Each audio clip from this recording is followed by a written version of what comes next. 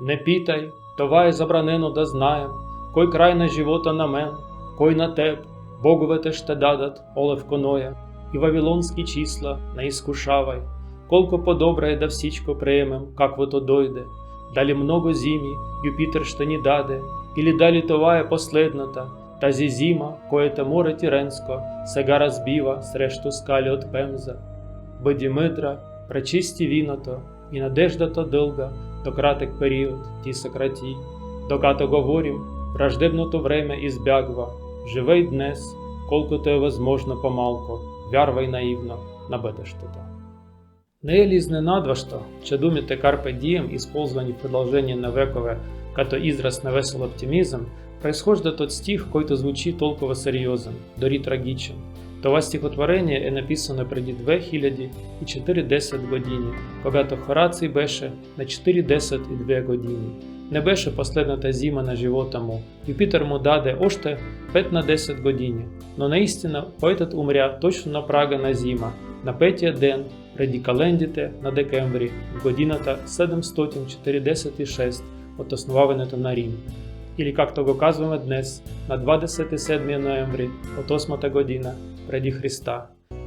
И когато казвам думите преди Христа, си представям колко щеше да се изненада Хораций, когато той пишеше това стихотворение и мислеше за бъдещето, ако му казахме, че най-големите промени в империята и в света, дори промяната на начина, по който хората пресмятат годините на неговият живот, ще се случат не заради могъщите му приятели в Рим, като император Август, а за малкото момиче, който сега е само на няколко години, се казва Мариам и живее в далечната провинция на Римската империя, наречена Галилея.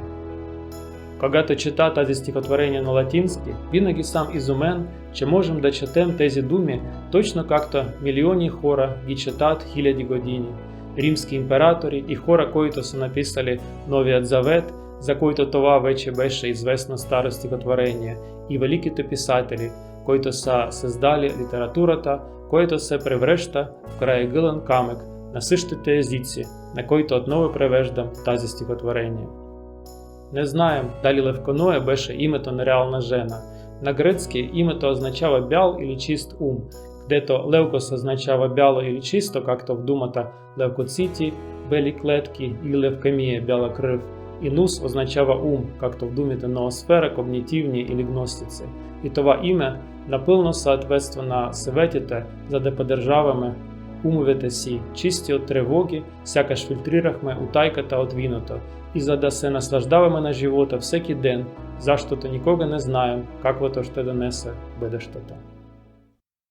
Туне quasi ris, scirene fas, quem mihi quem tibi, finem dide derint, leuconoe, nec Babylonios, temptaris numeros, ut melius, quid quiderit pati, seu plures hiemes, seu tribuit, Jupiter ultimam, quenunc oppositis, debilitat, pumicibus mare, turrenum sapias, vina liques, et spatio brevi, spem longam reseces, dum loquimur, fugerit invida, et Carpe Diem, quam minimum credula postero.